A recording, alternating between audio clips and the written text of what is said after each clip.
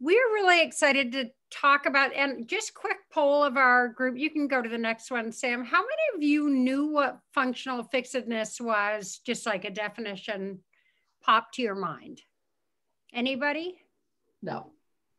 Okay, you haven't read till right now. Functional fixedness is a mental block. I think you're all going to know what we mean by this, where you have a problem in front of you, and whether it's solving it with ideas or whether it's literally solving it with objects, you're totally stumped.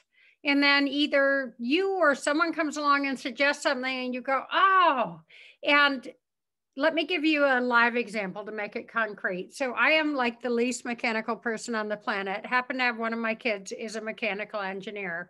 And I'm trying to figure out, there's this loose screw, and I usually just fall into learned helplessness when this happens. And my desk was wobbly, didn't have a screwdriver. And I'm like, well, I guess I'll just have to have a loose desk forever. And Jack came in and saw a dime on the desk and tightened it right up. I was in a very functionally fixed position. I need a screwdriver to tighten this. That was my mind. And for him, he stepped back and said, we need to tighten the screw, and was able to think more flexibly about how you do that.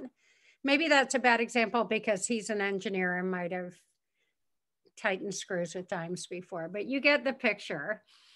It's something that we do as individuals. And we do within companies. We do this in relationships. We do this in marriage and with friendships, and even our kids. You know, this is the funny one and this is the smart one. I'm making something up with your kids, and have an inability to see it outside of a mental framework that we've defined of it. There's just one way to solve a problem. So as I describe what this is, has anyone experienced this? Okay, so it's at least ringing a bell. Why don't we go to our next slide where we'll talk, because I think once you learn more about this, you'll be drunk with power. You're going to see this everywhere. Functional fixedness from a neuropsych standpoint is one of the cognitive biases we've talked about before, called, horrible word, took me a long time to spell, heuristics. And you know what that means from, for instance, the confirmation bias. When I have a belief, I tend to filter in information that supports it. That's a cognitive bias.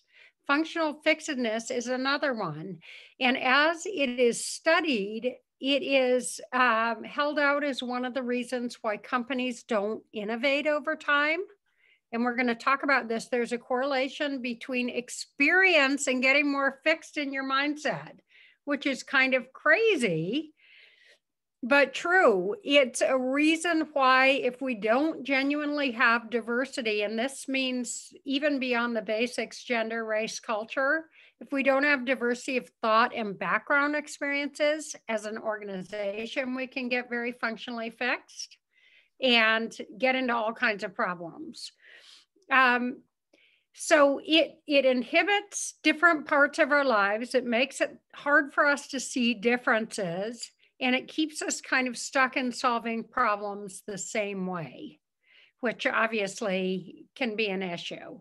So let's go to our next slide. One thing I love about functional fixedness, this is not like your eye color at all. It is not a fixed trait. It's not even an innate trait, meaning I was just born with it. Anyone who's either had children or been around children, you know, you've seen this firsthand, and reams of data back it up. Children are not functionally fixed. And the reason why is they don't have a lot of experience with objects.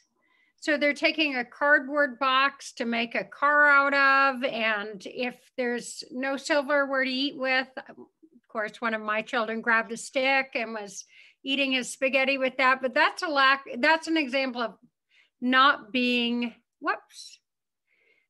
functionally fixed.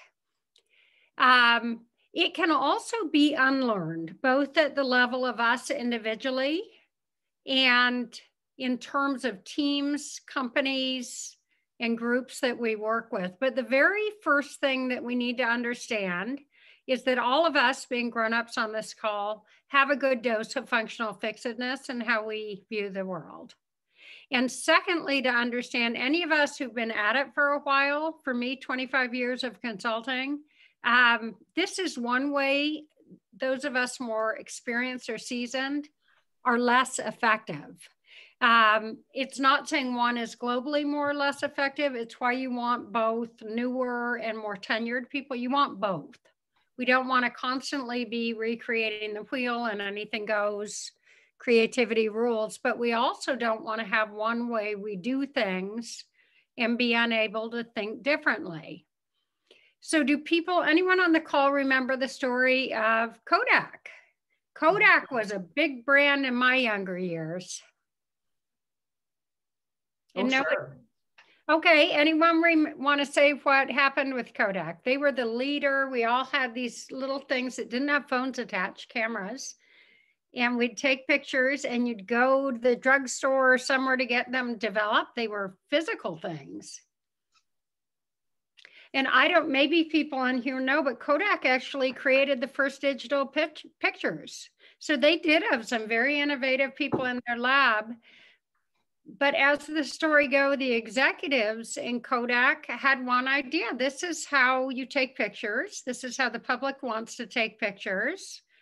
And we have a great business. Why in the world would we disrupt our own business?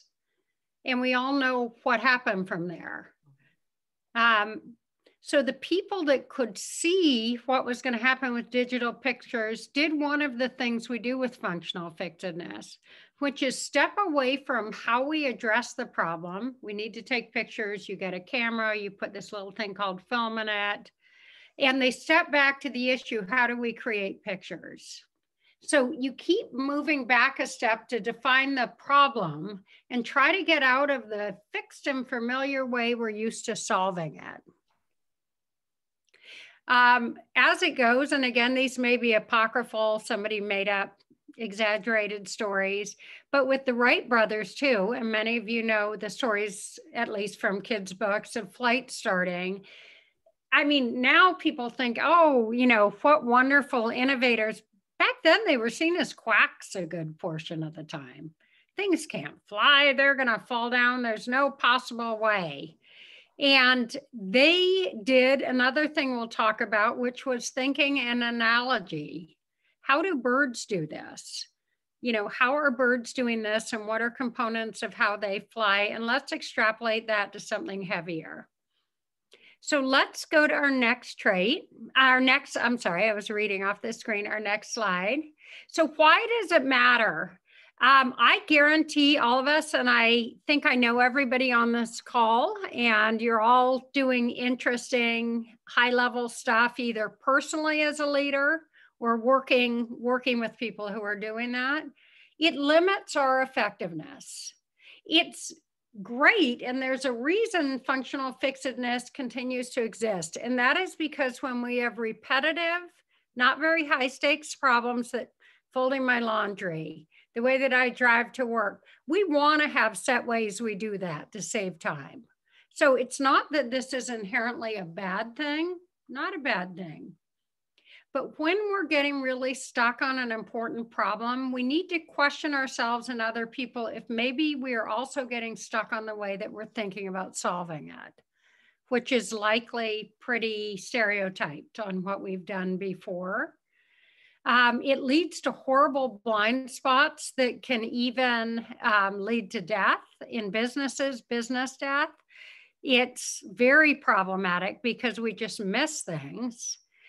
On that, it can be deadly. One story that is poignant to me and just such an interesting example of this is when they have studied the super adventurous / kind of crazy maniacs who do the backcountry skiing where you're dropped down by a helicopter.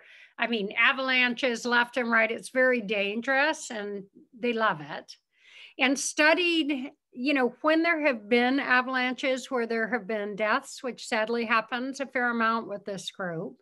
When is it happening? And they thought it's probably when they don't know where they're going and they fall in a ravine or trigger the avalanche. And that's not true. It's when they are going into a familiar terrain. They have one way of thinking about it. I've been in here 100 times before, and they're not thinking broadly about it. So let's go to our next slide.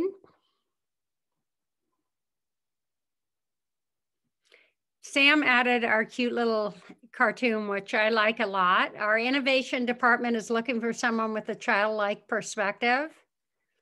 Let me tell you, as professionals, how we get the equivalent of a childlike perspective. And it is getting someone who would basically be a child in terms of expertise as one of your sounding boards. And I don't just mean, although it should include people right out of school who just don't have experience, they're brand new, but it can also be people in other fields. And we're going to talk about the tie to scientific breakthroughs with that, the way thinking has totally expanded. When I ask people about kind of your personal board of directors, or a lot of people have their advisors, they often sound a lot like the person I'm coaching. You know, it'll be a physician, they have their 4 physicians, and I'll have a business leader, and he or she has 3 other CEOs. But the problem is they have the same way they tend to look at things.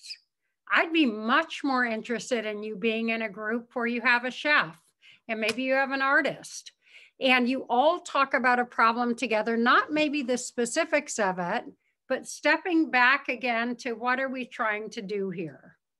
What are we trying to do here? Functional fixedness gets caused. It is something that increases with age, and that is because experience is correlated with age. We tend to figure out shortcuts. Those are good. Easier way to solve problems that are repetitive. Little fly in the ointment is that we do the same thing with new problems. We just go on kind of autopilot with how we solve. This person can do these kind of things. You know, our technology does X, and have a hard time stepping back to say, what else could it be? We also get into functional fixedness because of peer pressure. And I'm here to tell you, I think adults have worse peer pressure than teens sometimes. Madeline and I, Madeline's on too, who's another of our coaches. I can't tell you how frequently, and we compare notes, we will talk to people who perhaps are wanting to speak up more, they're very creative. The number one reason I hear they don't is because they don't want to sound stupid. Or as another person said, if that was such a great idea, someone else would have brought it up, which pretty much means functional fixedness. And then the brain's priorities. You know, we talked about heuristics and mental shortcuts. And we've talked in past NeuroLabs, the brain kind of has 2 main priorities. One is to predict the future, what's going to happen next. Someone's walking towards you, friend or foe, who are they? And prediction ties in directly to safety. So keeping you safe, keeping your body alive. I mean, and this is not conscious. But these are really the things we're trying to do. And the second area is around conserving energy. So needing to make a lot of decisions and doing deep thinking, you've all had the experience, it's tiring. But more than that, it uses a lot of the glucose that your brain needs for problem solving. So the way that we are set up kind of structurally is unconsciously at all times, your brain is looking for things that I can turn into habits and just push down below the level of awareness. It doesn't take as much energy to do that. That can be good things. If I get myself in a routine of walking every morning, that can be negative things. If I get in a routine of drinking heavily or binging on Ben & Jerry's every night, not occasionally, occasionally it's okay, but every single night. So with functional fixedness, takeaways are we all have it. Some of us have it even more if we're expert. I put myself in this category by virtue of having been in my field a long time. It is enhanced when we're around other people because we don't want to sound stupid or say something that sounds like it's in left field.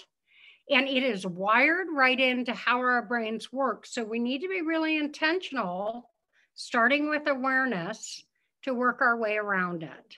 Let me pause here for a minute and I'll throw out to the group.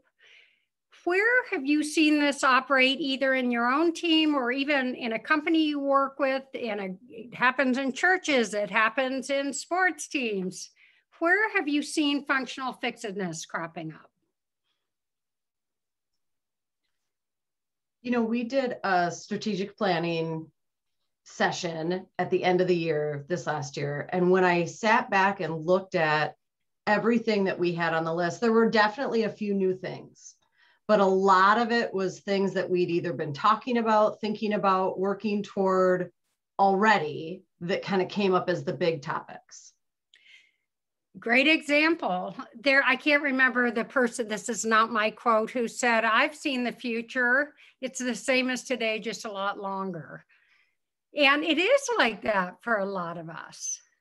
I think just knowing that you're in recruiting, the other way I can imagine it happening is if we want to grow our business, we do more recruiting, which was probably what happened on your strategic plan. But it's interesting to step back and say, if the problem really is, how do we connect people? Not get into how do I recruit or how do I have contact with this or that. Sometimes different things come to mind. How do we best connect people, or how are needs uncovered? How do those show up? What about other people? Anyone else seen a good example of functional fixedness?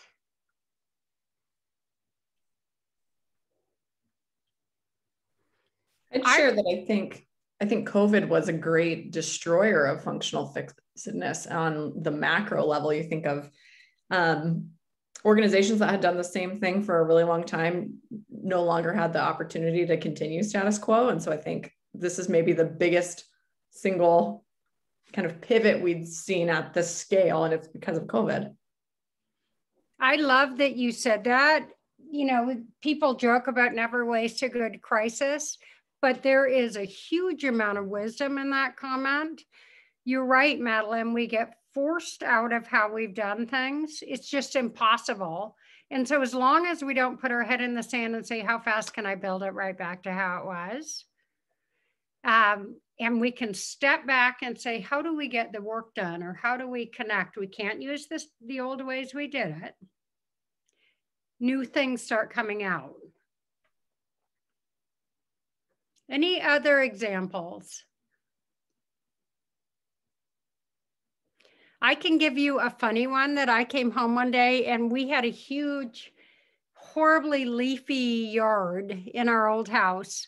And I have 4 kids, and I'd given some rakes and put them out and said, you know, I'll be back in an hour, everyone get cracking.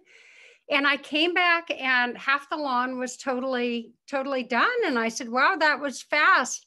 And then one of my kids came walking out from the garage with an extension cord and a house fan and was blowing the leaves. And it was one of my younger kids. And I thought, this is such a good example. He'd seen leaf blowers. We didn't have a leaf blower. And just thought in terms of how do you blow the leaves? Well, a fan will blow the leaves. A lot of adults wouldn't come up with that, just because we're kind of stuck on there's a rake or there's a leaf blower. Okay, let's go to our next one. I am curious, and I'd love for you just to write down, we'll do 2 or 3 minutes, not long, one problem at work on which you feel like you or clients you consult to or your group kind of get stuck. It keeps coming up in how we tackle this problem. A problem that we get stuck on. I'll get the juices going. So one of the big CPG, consumer packaged goods companies, when there started to be pressure to lower the amount of sodium and salt in their products, salty snacks, that kind of thing, could not for the life of them come up with something that worked. They tried less salt and no one liked how it tasted, and they tried substitute, that didn't work, and we're totally stuck. And well, I'll tell you the end of the story later, how they solved it. But that kind of problem, I will tell you the end. Go ahead and write things down.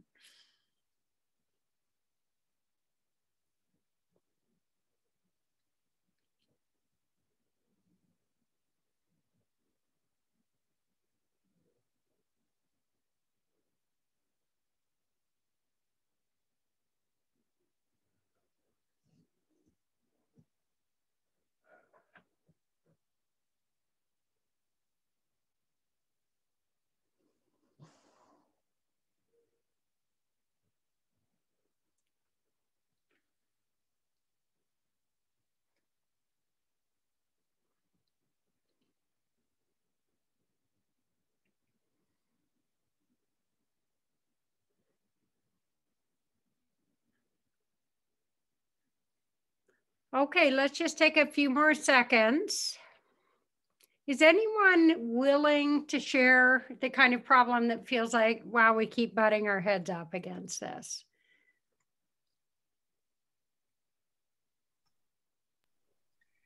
I can share what's on my mind. And first of all, I apologize for being tardy. That was not cool.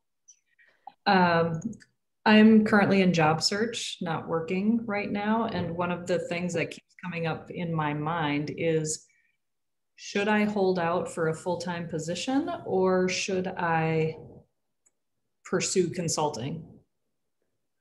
Interesting. And getting stuck on which one to do.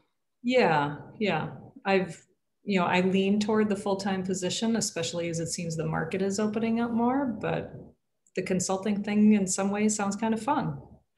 Best job in the world. Yeah. Yeah. Yeah.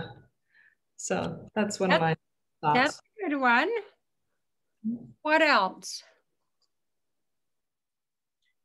So mine is, I have a particular client that I feel, it's going to sound deep, I feel emotionally attached to them. And so I continue to work with them, but they're a bad client. They're bad.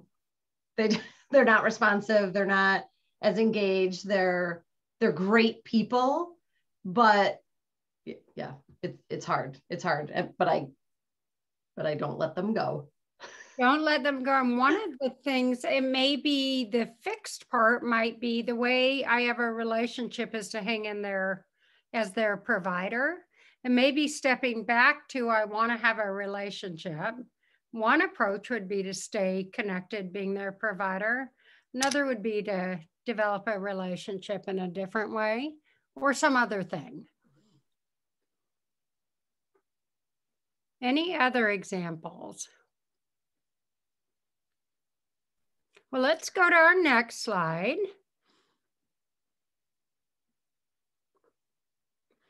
So we talked a little bit about the brain, the unconscious brain. So you're not thinking this. No one else is consciously thinking this.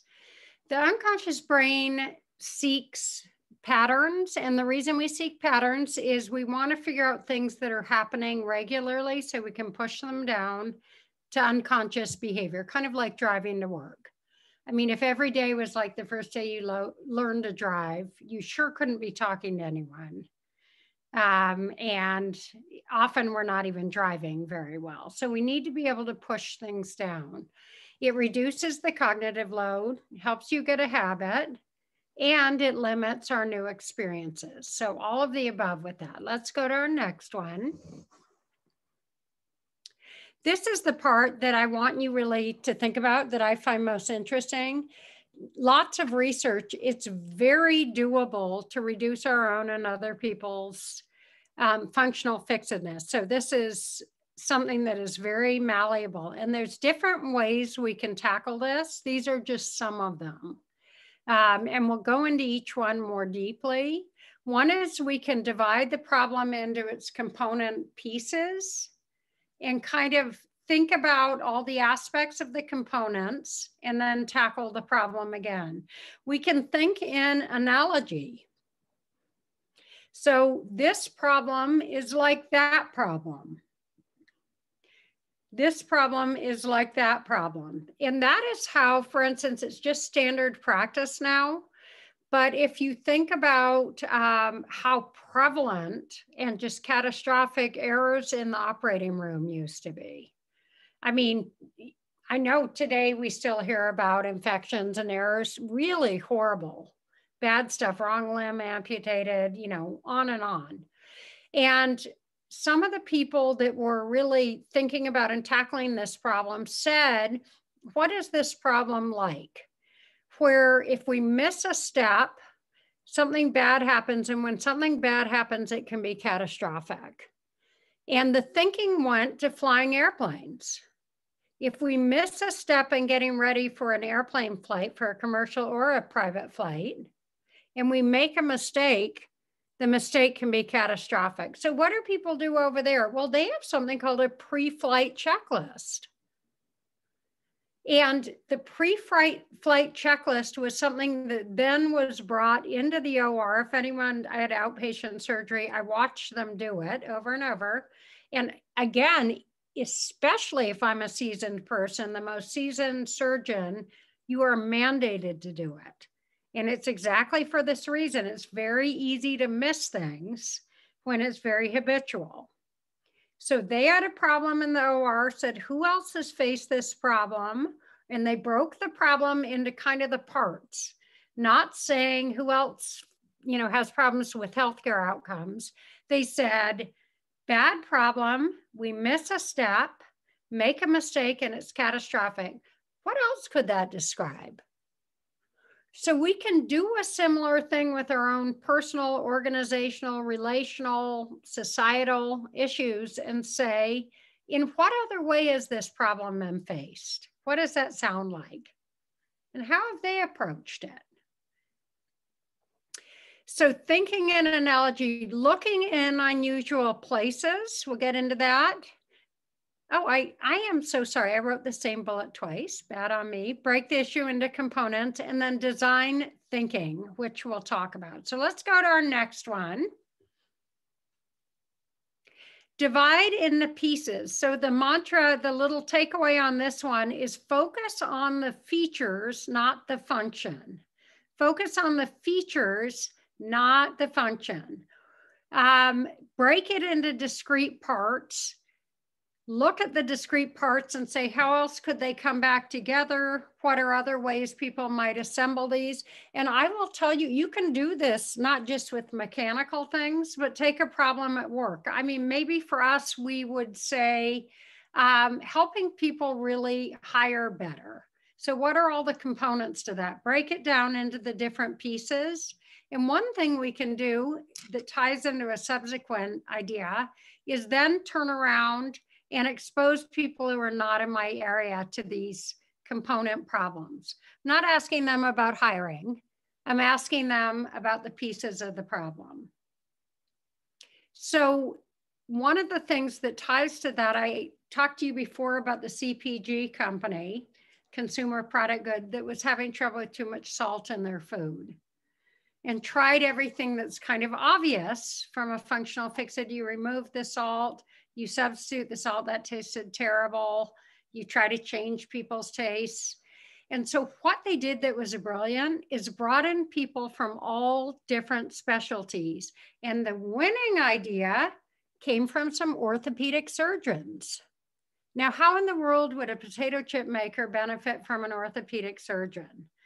The way they benefited was the orthopedic surgeons started talking about nanoparticles, and that often nanoparticles are more powerful than the whole, that you can do things with very, very tiny pieces. This got the scientists at the potato chip maker factory thinking about how could we do something analogous to nanoparticles with salt, which they ultimately went through a whole process of ideation, came up with that, where they're more potent, but they're smaller, it's less salt, and that's what they did with their chips. So the orthopedists were already using a lot of nanotechnology. That's not something that would leap to mind if I'm working with potato chips. So it's not that they know about chips, but when I break the problem down, how do I get more taste with less of this? That problem, more of this with less of that, they sure could relate to that. So let's go to our next one. Think in analogy. So if you do some research, it's very interesting, both on if anyone's ever done scuba diving or worn scuba pants to stay warm in the ocean, that keep you warm and they're waterproof. Or if you've looked at any of the newer Band-Aids or bandages that they have that are waterproof, I think one of them is even called Second Skin, and it's completely waterproof. One of the people who made the bandages was interviewed about, how did you come up with this? It's waterproof, it sticks, it doesn't get, it doesn't let water through, but it doesn't fall off. And she said, I started thinking about the problem. How do you keep something waterproof when it's regularly going in the water? what does that sound like? Something that's waterproof in the water, and started thinking about amphibians, creatures that have skin that allows them to go into the water, not have it filter through and get them drenched and cold and everything else, and started studying their skin chemically, how it's made, what the properties of it were. And from studying these, whatever amphibians, I guess is what they're called, she came up with the idea of how she would approach the synthetic material to stick to our skin. So it's again backing up to, what is this like? Well, what other creature or thing deals with a problem that I want to be able to go in the water and have the skin part stay dry? So backing up to the pieces of the problem, not talking in your own language of your function. So let's go to the next one. So looking in unusual places, I talked about the chip maker that was stumped on the salt problem until they brought in a group of totally different kinds of people and said, how would you solve a problem where you need to use less yet get more? And one of the best ways to do this is to talk to 3 people in a totally different field. Describe your problem to the best of your ability in a way that doesn't bring in industry lingo or jargon or acronyms, and say, how would you address this kind of a problem? How would you address this? So I can give you an example naturally how this happened. And this is very interesting. If you like this kind of stuff, you can Google it, and there's an interesting Wikipedia page on it. Years ago, somebody noticed how many Nobel Prize winners were coming out of MIT. And you might say, well, it's Institute of Technology. Of course, they're having Nobel winners. No, they were having so many more coming out of MIT that it completely defied what anyone could explain in any way. And then it got weirder. They weren't just coming out of MIT, they were coming out of one building in MIT. Think of the odds of that. Internationally, one university, one building. So people thought, what is this mysterious Building 21? I mean, it's just magic. And researchers went in to study, what is this building? Who are these people? And what they found was opposite of what you'd think. It was a dilapidated, spare research space that had been slapped up after World War II to house overflow professors. So we had philosophy there next to chemistry, and we had music there next to Spanish, and this amalgamation of all these professors who never would be sitting together normally. They'd be in their own department with their people, solving their own problems. And what happened over time was, in their filtering together, one of them interviewed said, I would get in the most fascinating conversations at the coffee pot. I'm trying to solve a problem in math, and my colleague was studying beehives. It was a breakthrough. And it was just in this cross synthesis of talking to people who don't have functional fixedness and how you solve problems in your industry. Huge collaboration and creativity came out, and a bunch of Nobel Prizes. I'm curious to everybody on this call, and this is not a test. I don't care if you're Black, white, Asian, old, young, American, from a different cultural background. We all tend to move towards what's familiar, including groups that are like us. That's called human nature and unconscious processes. But I am curious if one way or another, through a church group or a sports group or an AA meeting, or you name it, you have some people who are really in different walks of life that you regularly interact with.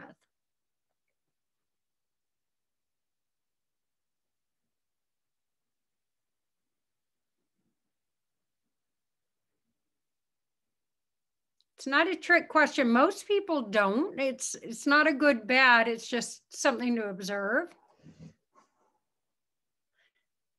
You certainly, I mean, in the way the company did this, people love to be asked questions. So you could also look for people, even friend of a friend or whatever else, who are in a different field, get a true problem at work or in whatever you were doing, and ask them after you break, again, step away from the specifics, how they would solve it. And I think you will get some input that's very interesting, really different in how you'd think about it. The other thing that I would add to this bullet that I didn't put as a bullet, so look in unusual places and notice unusual things. What do I mean by this? Every company or person or anything else or parent or society member has noticed that sometimes people are not using services, products, traditions in the way other people do. They've just sort of started doing their own thing. And if we can pay attention to those clues, when people start doing something creative, it often leads to a breakthrough. So very old, early example, and then we can make it more current, that I love because I just think it's so interesting, was that we all know Levi Jeans. When they started, Levi Jeans wasn't a jean company. They were a canvas company selling tents during the gold rush. So they sold these great canvas tents. And then over time, it became clear that some people were using like the leftover tents for different things and making pants. And then people started selling pants that they got from buying old tents. And Levi's were tuned in enough to say, oh, isn't that interesting the way this is being used? And we know the end of the story. That ends up being the primary part of their business. If we can kind of study the way people in our industry or society or our company or our clients are doing kind of interesting, unique things with our product, we often can tap into something that's really useful. So let's go to our next one. This is one rendition. Has anyone used, I'm thinking, Carol, you might have, has anyone used design thinking before? Design thinking is something, and there's an interesting book called Design Your Life from some of the folks at Stanford who really popularized and put out into the world design thinking. And I'm just going to give kind of a version. It's the main picture of what it is.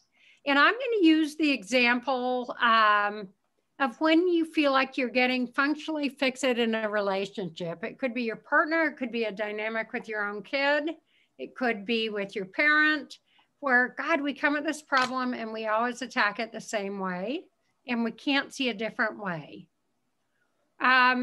So if I am doing this with a person, it could be an employee where they just keep coming at the same problem. We always want to start by kind of empathizing with where someone is, or a group, meeting them where they are. Yes, it's exasperating. This is hard. This keeps coming up. Secondly, it's important to say, so what are really the needs here? We want to step away from the specific issue and step back to the needs. What are the perceived obstacles around this? And what insights do we have about this? So we're stepping back, bigger picture. And then a key thing that we do in design thinking is envision a whole lot of potential solutions. And you can have fun with it. Some of them can be kind of crazy solutions. We can prototype, meaning try little fast experiments. Maybe if it's with clients, you just do it with one or a few. If it's with a big company, you might just try it in a little tiny market test with this. And you prototype it, put it out there, try different ways, and then test the solution, see if something is working. It's just another way, again, to get out of, there's one way to solve this problem.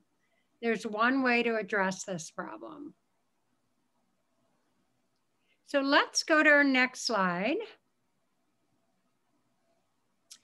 And having heard what we just talked about, that there's different ways we can tackle it, you could think about ways that perhaps I could get some totally different perspectives. So thinking of people who are in really different professional areas. How would your kid's soccer coach approach this problem? How would your brother-in-law who's a cop? How would your friend who is a preacher. How would this person who's a physician? Pull them together, present it, and see what they're going to say. You could try the design thinking. I'm going to break it down, step back into the pieces, what the obstacles are, and what I really need, and come up with a bunch of solutions. Try little experiments. I want everybody to think for a minute about some of the things that we've talked about and identify one thing that you might try doing from what we've talked about.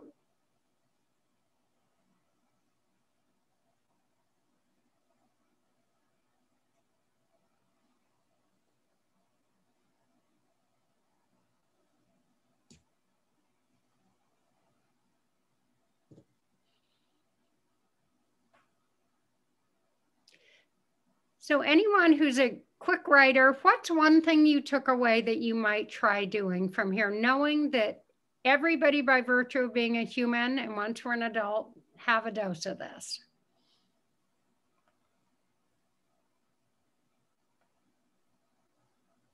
So when I was thinking about that, a couple times during the course of the conversation, I've thought, I spend a lot of time in these four walls and not a lot of time walking and thinking or, thinking in different spaces, right? Yeah.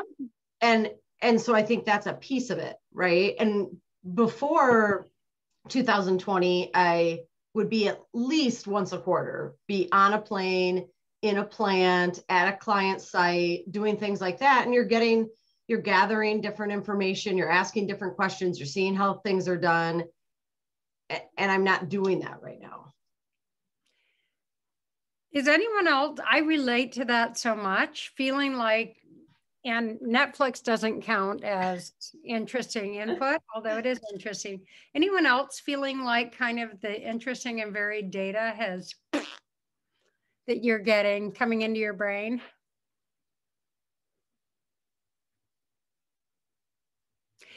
I think you're onto the meeting different people, talking to different kinds of people, being curious.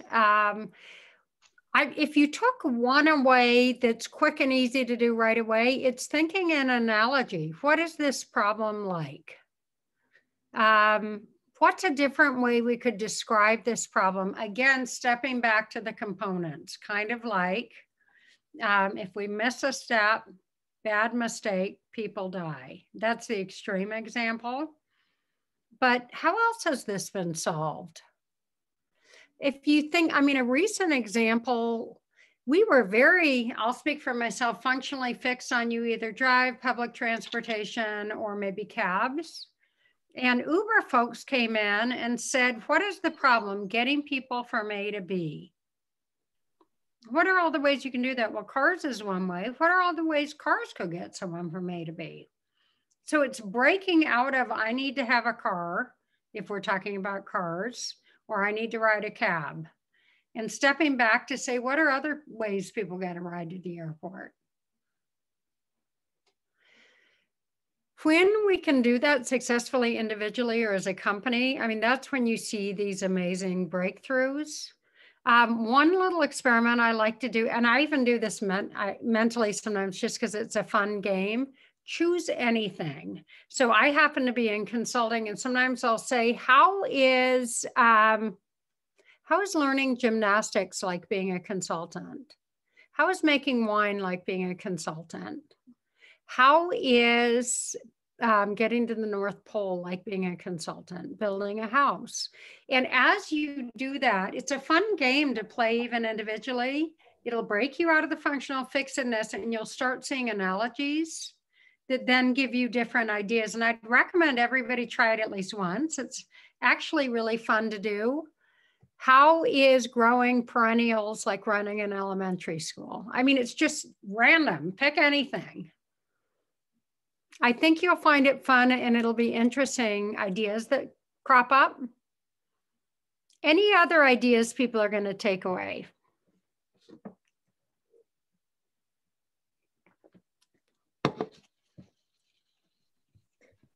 I I really like the reaching out to people in your network that are different and unique in terms of their skill set and experience. I think even in my immediate family, every single person has a completely different industry, scope of experience, role, or my close friend group. So I like the idea of sort of pitching just beyond your own professional network into other spaces too. And see what they say. Good. Well, I sure appreciate everybody joining us talking about this. And if anyone has an interesting experience with trying something different to alleviate some of the fixedness, I'd love to get an email and hear your story with it. I find this always interesting. And with this, this kind of shortcut that we're working on, it's actually really fun when you get into it. So I'd encourage you to play with that and track what kind of creative things come up. Thanks, everybody. Thanks, Sarah. Bye. Thanks, Sarah. Yeah.